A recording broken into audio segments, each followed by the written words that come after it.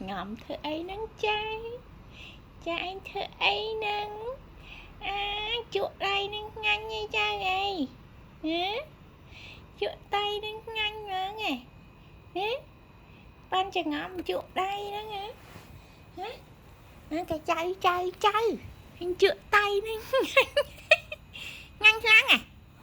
hả nhanh lắm hay sao vậy chuột tay nó nhanh lắm nè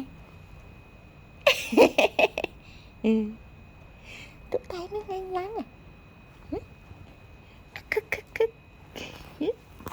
chuột tay nó nhanh lắm hay sao vậy